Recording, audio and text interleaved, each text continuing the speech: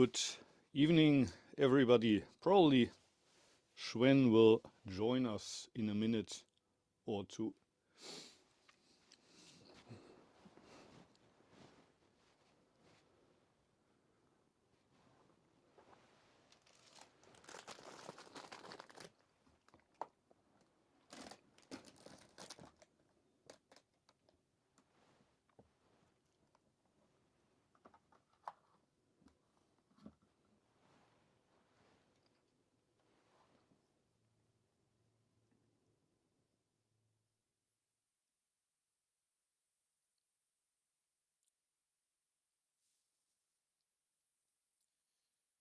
Let me check if you can hear the bell. You can hear the bell? You can hear my voice, but let's check the bell. Nice. Ja, hat funktioniert.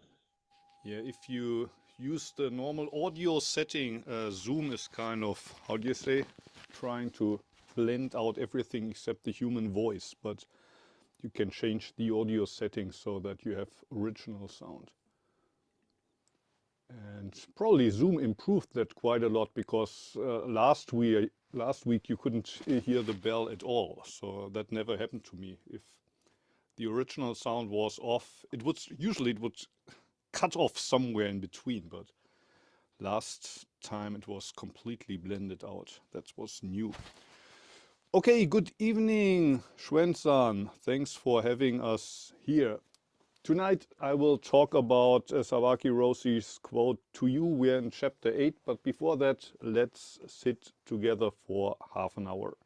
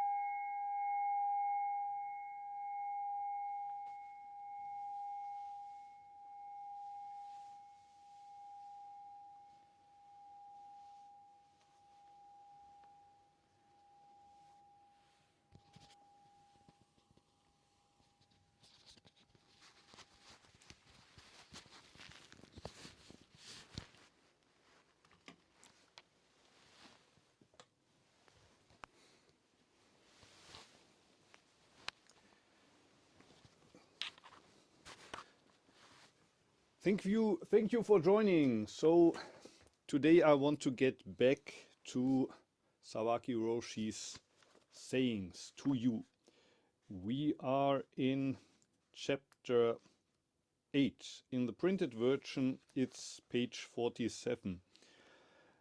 The last quote I talked about 2 weeks ago was non-self means not turning your back on people. And I want to get back to that quote because for some people it might be a little bit confusing. And also another reason is it has to do with this quite complicated theory of the 5 ranks that I was talking about last week when it was about the precious mirror samadhi. I said it can cause you a headache. And to be completely honest, I more or less think, I believe, I understand absolute truth and relative truth and the difference between the two and why it's necessary that we need both. But I don't completely understand why it's necessary to make 5 different ranks out of those. Maybe 2 would be enough, or some Buddhists tried to introduce a third one. Some talk about 4, or if you have 5, you could also make 10 out of them. So I don't know exactly why it's 5, but today I want to talk about, well, why we need at least 2. I often say that Zen means to quit the game. And here in this 8th chapter, Sawaki Roshi, for example, he starts with saying, at some point you've got to slap yourself in the face and seriously ask yourself, is your personal gain or loss really worth being overwhelmed by joy and suffering? So normally being absorbed by the game means to see nothing than your personal gains and losses. You win, you lose. You're either better than the others or they are better than you. And in a way, Zazen means to, well, quit that game for at least half an hour. And it said that Bodhidharma sat facing the wall in a cave. In Sotoshu today, we sit facing the wall. And it's usually only the teacher that is facing into the wall, not into the wall, into the room. The teacher is seeing the other students while they sit, while everybody else is facing a wall. So in a way, you could say that Zazen literally means to turn your back on the world, because the world means the game. It means to turn your back on the wall for at least 30 minutes and forget everything else. And it's only the teacher, maybe because he's already enlightened, that is facing into the room. And in Antaiji, for some reason, interestingly, 3 generations ago, when Uchiyama Roshi was still the abbot, he said, I'm the abbot now, but I will also sit facing the wall. I'm not, how do you say, here to check if all of you are sitting upright and if you're all awake. It's everybody's own practice. So I will face the wall as well. And so every of the other abbots after Uchiyama Roshi did. So when I was the abbot of Antaiji, I was sitting the wall. And at one point, when I was visiting Germany in the summer, one of the participants in my session said, I have the feeling that something is missing when you face the wall. And that feedback was kind of surprising me, because most people said the other thing. They said, oh, that's cool. Muho is also facing the wall. He's not our kind of teacher. He's not checking us. He's not kind of like a lifeguard. He's also just like us, facing the same direction. But this one voice said, well, I want somebody to see me. I want to be seen, which I found quite interesting.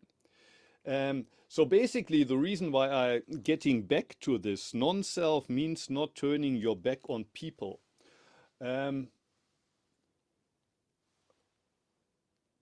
One meaning of Zazen is to, well, quit the game and return to what you could call the absolute truth. And the absolute truth means basically just be here and now.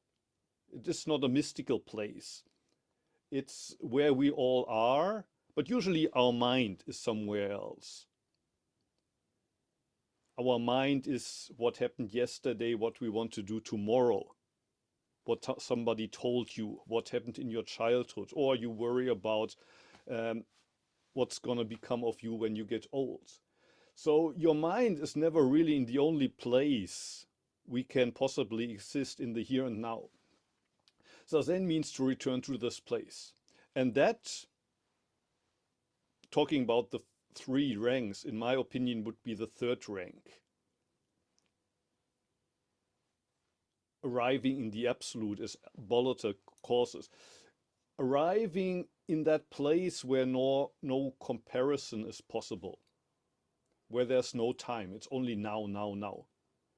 And actually, in that point, in that place, there's nobody that needs to be saved anymore, because it's only this one person. And there is no distinction anymore between delusion and enlightenment. There are no others that need to be saved. But then, and that would be the fourth rank in my idea, you need to get out of that and arrive in common sense world. You hear people crying for help. So that's what Sawaki Roshi here says. In a way, in Soto Zen, you're facing the wall. For a while, you turn your back on the world. But at the end of the day, you need to get off the cushion. Or, for example, as this woman in Germany said, well, actually, maybe the teacher should even during the Zen be facing the other people, be facing the wall. So that's what I try to express when I say, but you need to get back to the playing table. And next time, when it's about the precious mirror samadhi, those would be probably ranks 4 and 5. You need to get out of the absolute and arrive in common sense world. There are people suffering there. There are differences. When you sit and everything seems to be peaceful, all the problems are solved, it doesn't mean that every problem in the world is solved. But now let me continue with a couple of new quotes. All beings are mistaken. We see as happiness that which leads to unhappiness, and weep over an unhappiness which isn't unhappiness at all. We all know the child whose tears suddenly turn into laughter when you give him a cookie. What we living beings call happiness isn't much more than that. In another quote somewhere in this book, Sawaki Roshi talks about two people getting married, and everybody says, congratulations. But sometimes real suffering starts when you get married, you get children. Everybody says, congratulations, congratulations. But sometimes you wish I never married, I never had a child. My life was so much easier. And when people die, it's the opposite. People say, oh, that's so bad. How could that happen? But you don't know. You don't know, even for the person involved, the person that's dead now, could have been the best thing that ever happened to them in their life. Who knows? You never know. And in my case, I lost my mother when I was 7, and I wish that she could have lived a little longer. On the other hand, I wouldn't be sitting here right now in Japan if my mother hadn't died at that point. Probably not. I've no way to tell, but probably my life wouldn't been the life that it was. So in a way, because I'm thankful for this life, I also have to be thankful for my mother that she died when she was so young. So you can never say what's really causing you to be happy and what's the cause of unhappiness. We are very short-sighted when we say, "Oh, that's a great thing." Oh, that's very sad. Like a child whose tears suddenly turn into laughter when you give him a cookie, Sawaki Roshi says.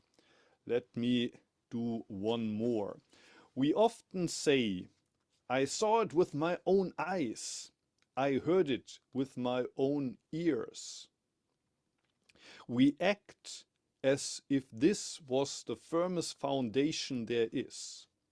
But these eyes and ears are not to be trusted at all.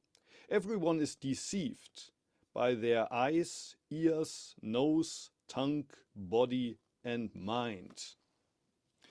Well, I would say it's at least better to have seen it with your own eyes and ears than just I heard a rumor on the internet and all my friends say this and this, so it must be true. So in that case, it's probably better to first check with your own eyes and ears. Still, Sawaki Roshi says, don't trust them too much. That reminds me of this line from the Hanya Shingyo, Mu gen ni bi zeshin I in Japanese, which means no eyes, no ears, no nose, no tongue, no body, no thinking consciousness. And when we hear that for the first time, usually we think, what's the Hanya Shingyo, the Heart Sutra, talking about? I have eyes, I have ears, I have this nose, a tongue, a body, I have a thinking consciousness. What does the Heart Sutra want to say when it denies all of that? I think the point in the Heart Sutra is, of course, you can read it in a lot of different ways. So one way to read it is this body with all its sense organs, it has no substance. All of this body has no substance. All of what we see and hear and so on, it doesn't have a substance. So you could go even one step further and say, there's nothing there. There's nothing there. It's all empty. Another way to read it, and I think that's a little bit more interesting, in the Heart Sutra, who's speaking? It's Avalokiteshvara, the Bodhisattva of compassion.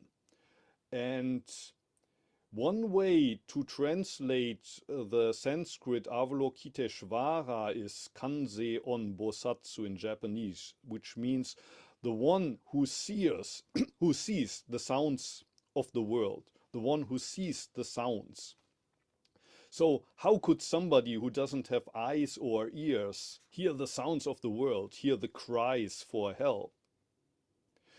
And my answer would be exactly because he has the eyes and ears of Mu. And Mu means nothing. But Mu also means the absence of borders. For example, my name is Muho, which means no direction, but at the same time, it means open in all directions. Or the mind of Zazen is sometimes called Mushin, which means no mind. But that's a mind that's open in all directions. And usually when we see the world, and that's why Sawaki Roshi says you can't trust your senses, is we look through a filter, we see in only one direction. We see the game only from the perspective of this one player that we want to win, ourselves. We see the movie only from the perspective of that one actor whom we think is the main actor. And when the Heart Sutra says Mugen ni bi zeshin I, means, in my view, take off that filter, take off the filter. See it with the eyes, ears, with the nose and the tongue of the body and the mind of Mu. a mind that has no borders, a body that has no borders. But usually we don't live this body and mind. Or Dogen Zenji would say, the body and mind that has dropped off. Usually we cling to our body and mind. We cling to our senses. We cling to what my view is right. And what you think differs from what I think, then you must be wrong because I'm right. And everybody of my friends on the internet also say I'm right, so I must be right. I think that's what Sawaki Roshi, although he lived before the internet, tries to say here. We act as if this was the firmest foundation there is, but these eyes and ears are not to be trusted at all. Everyone is deceived by their eyes, ears, nose, tongue, body, and mind. So what we need is the mu gennibi zeshin, the no eyes, no ears, no nose, no tongue, no body, no consciousness of Avalokiteshvara. Okay, there's still three quotes in this chapter, but maybe it's time now for me to stop talking and give you the time to ask questions. If there's anything you would like to ask or share, please feel welcome to do so. Hello, Jaume. Nice to see you. Nice to see you. Any questions? Anything you would like to ask or share? If not, yes, Julian, please. It's always just nice to ask a question. I just finished doing 84 talks this year, and when I say, has anyone got any questions? Yeah, I was just wondering from a language and translation point of view, because you know Sawaki Roshi's quotes in Japanese and German and then in English. Do you feel they read differently, or do you have a different relationship with them in each language, or does it feel very coherent across the three languages, do you think?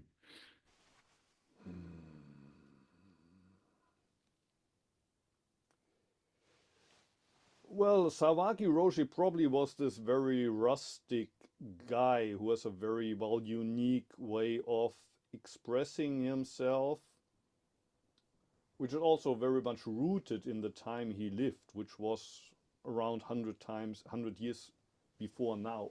So when you read him in Japanese, you get that pretty straight, and it's not so easy to convey that in German, and especially for me, as I'm not an English speaker, it's especially difficult for me in English, and it becomes even more difficult if you also want to please those readers who would like to have it politically correct. And if you try to publish it in a normal publishing house, the editors will at least want to have it polished to a certain degrees, but that goes pretty much against Sawaki Roshi's style. So often it's going to be a compromise between your attempt to somehow convey the energy and the power and the uniqueness of Sawaki Roshi's trying to get things across, and the need or the wish by other people to have it easily digestible. But of course, there's also the danger on the other side that you get, it's almost like in philosophy like Nietzsche, you get drunk on this, how do you say, wild energy and this, I don't know, almost like Trumpian, breaking all of the rules. And you become a fan of this, and you can also make the mistake when you translate that you transmit only this wild energy, and the whole bodhisattva spirit, which is also in there, gets lost. Like when we pitched this book, Jesse, my co-translator, and myself, we had to write, I don't know, this kind of pitch page. You publish books, so you know what I'm talking about. And we pitched at wisdom books, Shambhala books. And in my pitch, I wrote, it's a little bit like Trump meeting Thich Nhat Hanh. And Jesse said maybe that's not a good pitch idea if we want to sell it to Make wisdom Zen great again. or Shambhala. But in a way, that's how it sometimes feels, and it's a kind of, how do you say, it's a difficult kind of Yeah. thing, these two coming together. Yeah, as Joe says, make Zen great again. Yeah, I just wonder because when you quote or talk about Uchiyama, you get a much softer, gentler kind Yes. of Yeah, voice. he's the soft liberal guy, yeah, intellectual. Like he would have no problems at a modern American college probably. Um, he's probably much more like most of us. I can't talk for everybody here, but he's much more like the Western intellectual guy, which of course is not a bad thing. It's not a bad thing either. Um, but I think Uchiyama, because of that, is much easier to translate, because if you translate it into your regular German or English that you would write when you write a paper at university, that's basically how Uchiyama sounds. Well, thank you. This was good. Yeah. It's interesting, like taking different voices from another culture and using it to express what is being expressed in the original culture. I know I recently read a translation of this is related to my mind, a translation of the Havamal, which is like the old Norse Icelandic book of wisdom, and usually you read translations of it and it's very like medieval sounding.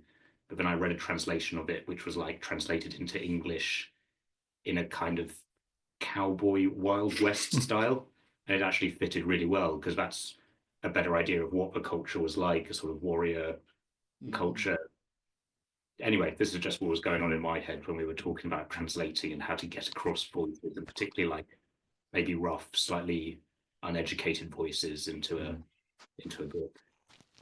Yeah, anyway, interesting. Thank you. Thank you.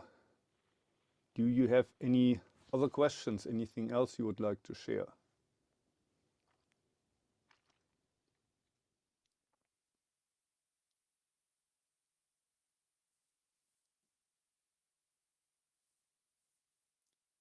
If not, we can also finish a couple of minutes earlier. I don't know what I said last time, but actually next week on the 30th, Eko-san will come from Antaiji to Osaka, and I would like to treat her for dinner. So that would mean next week I can't be here. And then week after that, after New Year's, I'm gonna collect alms.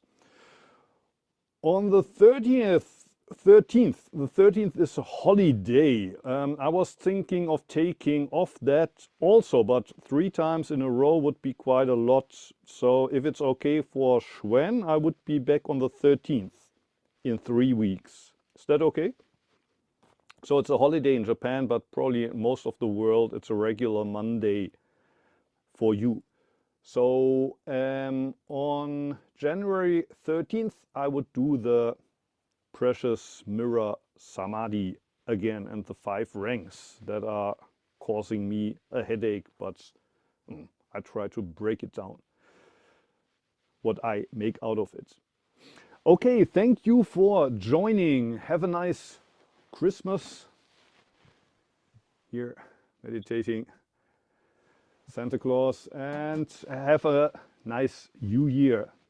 Hope to see you again in 3 weeks. And as always, thank you, Schwen-san, for hosting us here. Thank you, Miho. Thank you, Schwan-san.